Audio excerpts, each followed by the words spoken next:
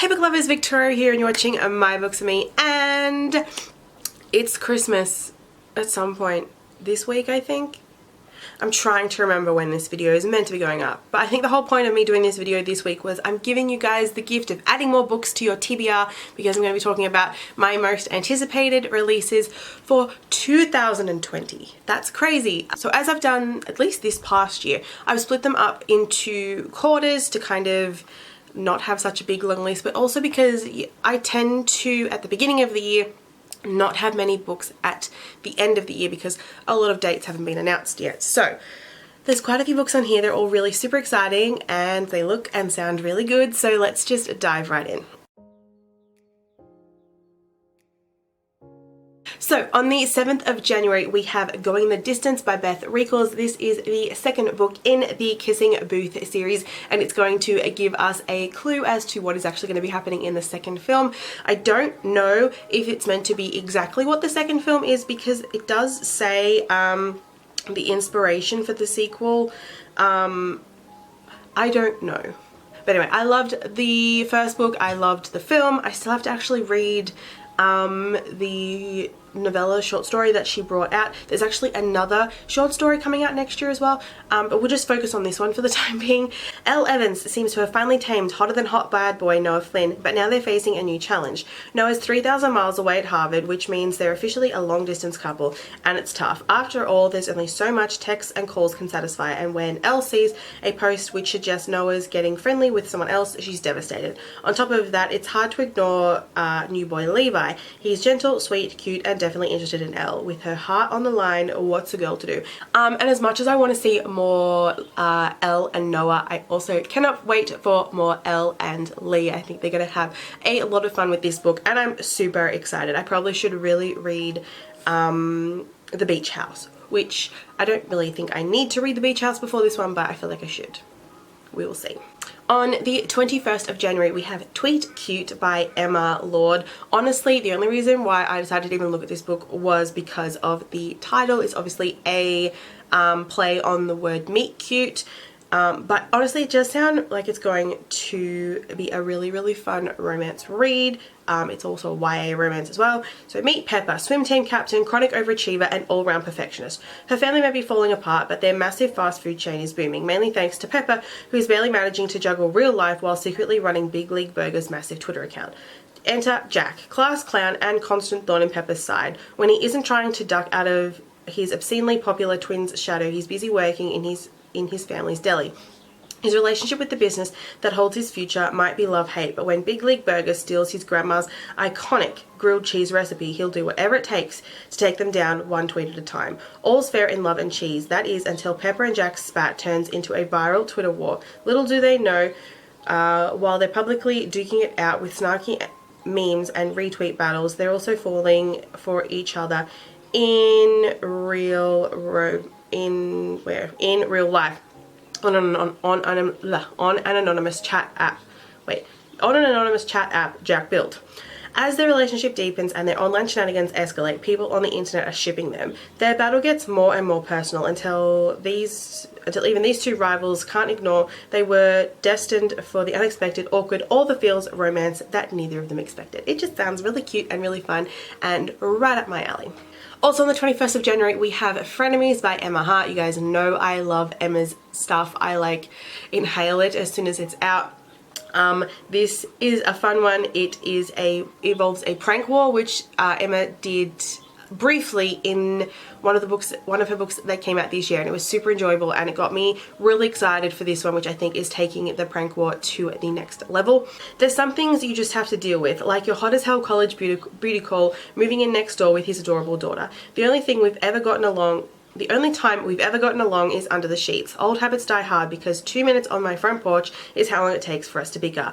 Not that a little fact like that bothers my healthy 80-year-old grandmother and roommate who's determined to see me married before she bites the dust. Unfortunately for me, she has her eyes set on Cameron Black. She's barking up the wrong tree. He's not the one, no matter how much I swoon when I see him with his daughter. I have no intentions of rekindling anything with him until a rubber spider in my mailbox starts off the mother of all neighborhood prank wars, just like the ones we had in college, and throws me right into his path. One that leads right to his bedroom. I mean, sign me the hell up. Then on the 4th of February, we have The Queen's Assassin by Melissa de la Cruz. This is the first book in the Queen's Secret series. It's a YA fantasy. The cover of this one looks so beautiful. And although I haven't really been into fantasies much this year, I'm hoping to rectify that in the new year. And who knows, this could be it, because this one sounds like it's going to be a really good. Kaladin Holt is the Kingdom of Raronia's deadliest weapon. No one alive can best him in brawn or brains, which is why he's the guild's most dangerous member and the Queen's one and only assassin. He's also bound to the Queen by an impossible vow to find the missing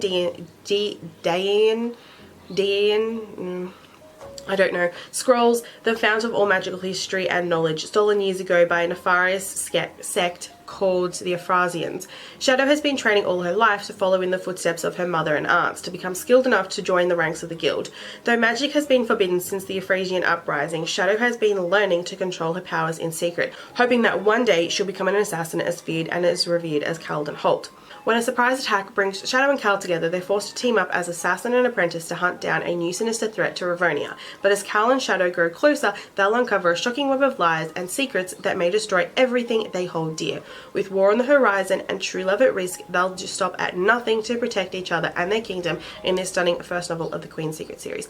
The tagline for this was, "It's really good for fans of Red Queen," and although I had not finished that series, I can see why. It does sound very similar to, somewhat similar, same ballpark to Red Queen, but it definitely caught my attention and I definitely want to look into it when it comes out. The 4th of February also sees Yes, No, Maybe So by Becky Albertalli and Aisha Said. I've not read anything by either author, although Becky's books have definitely been on my radar. So I do feel like when I do get around to reading one of her books, I'm going to enjoy it. This one sounds good, so hopefully it'll be this one. Yes. Jamie Goldberg is cool with volunteering for his local state Senate candidate as long as he's behind the scenes. When it comes to speaking to strangers, or let's face it, speaking at all to almost anyone, Jamie's a choke artist. There's no way he'd ever knock on doors and ask people for their votes until he meets Maya. No, Maya Raymond's having the worst Ramadan ever. Her best friend is too busy to hang out, her summer trip is cancelled, and now her parents are separating.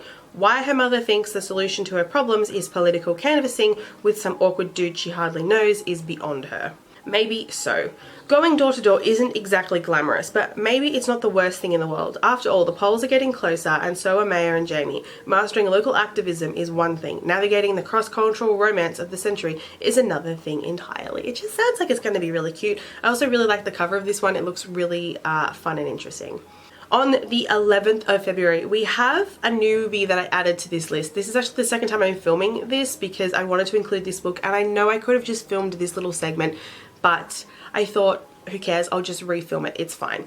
And that is The Last Smile in Sunder City by Luke Arnold. It's a fantasy. It's the first book in the Fetch Phillips archives. Luke Arnold's an actor. Chances are you've seen him in Black Sails. He played Long John Silver. I actually haven't seen Black Sails yet. It's been on my list. I know him though from playing Michael Hutchence in Excess, Never Tear Us Apart, which he was brilliant in that. Hence why I've been meaning to watch Black Sails and why I'm excited for this book. Not only that, it sounds like it's going to be a really good fantasy, which I'm so excited for. Fetch Phillips fought on the wrong side of the war between humans and magical creatures, and his actions helped to drain the world of enchantment. Now he works on the streets of Sunder City, taking what odd jobs he can while trying to help those whose lives he ruined. His first case is to find a missing teacher, Professor Rye, a 400-year-old vampire with a heart of gold in a husk of a body.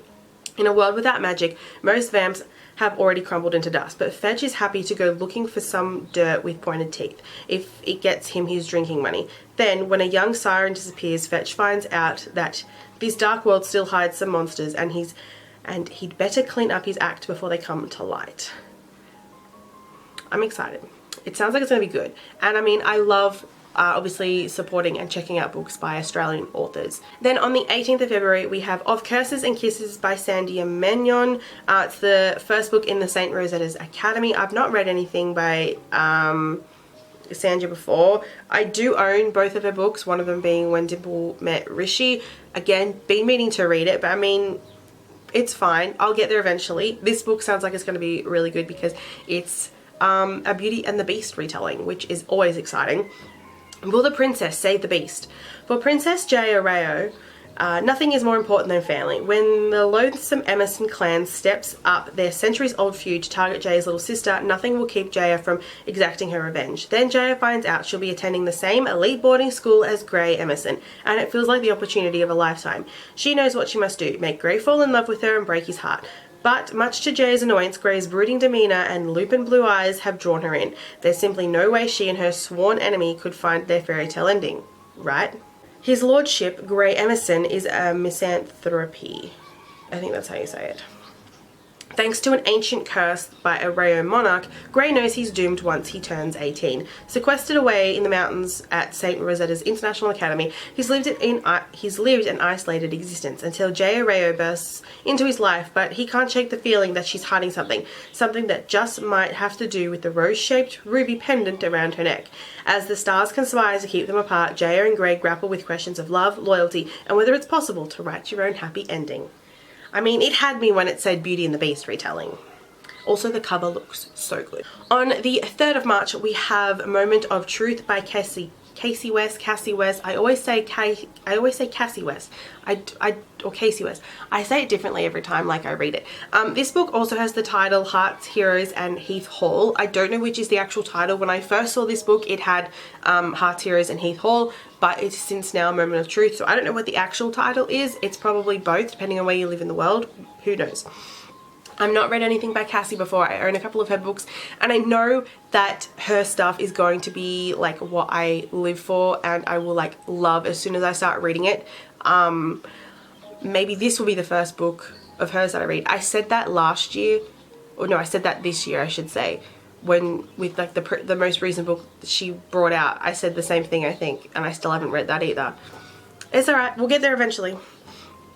At 16, Hadley Moore knows exactly who she is, a swimmer who will earn a scholarship to college. Totally worth all the hard work, even if her aching shoulders don't agree. So when a guy dressed as Hollywood's latest action hero, Heath Hall, crashes her swim meet, she isn't amused. Instead, she's determined to make sure he doesn't bother her again, only she's not exactly sure who he is. The swim meet isn't the first event the imposter has interrupted, but a little digging turns up a surprising number of people who could be Heath Hall, including Hadley's ex-boyfriend and her best friend's crush. She soon finds herself getting caught up in the mysterious world of the fake Heath Hall. As Hadley gets closer to uncovering the masked boy's identity, she also discovers some uncomfortable truths about herself, like she might resent the long shadow her late brother has cast over her family, that she isn't as happy as she pretends to be with her life choices, and that she's falling for the last guy she ever thought she would like.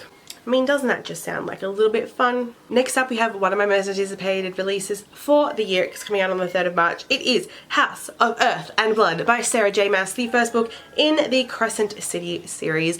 This is Sarah J. Maas's new fantasy series, and I'm so excited about it.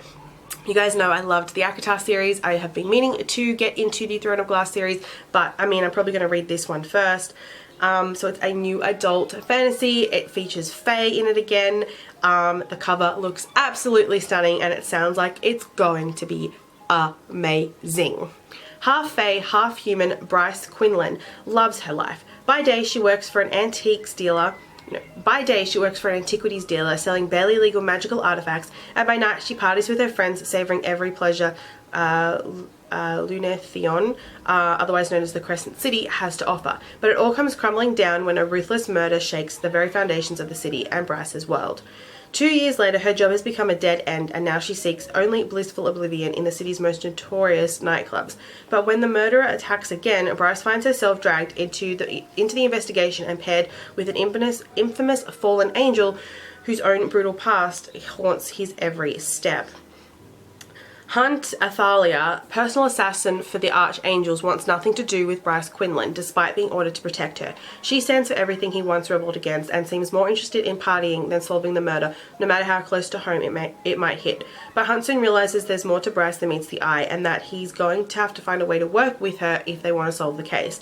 As Bryce and Hunt race to untangle the mystery, they have no way of knowing the threads they tug ripple through the underbelly of the city, across warring continents and down to the darkest levels of hell, where things that have been sleeping for millennia are beginning to stir.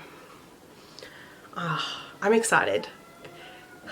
I feel like it's going to be epic and like my next obsession Finally, the last book comes out on the 24th of March. That is Number Neighbours by Emma Hart. I don't have a cover or a synopsis for this, and even though I think this is the final date for the book's release, I can't be actually certain. Emma did recently rejig her releases for 2020, and this was the new date that was given, but it could change.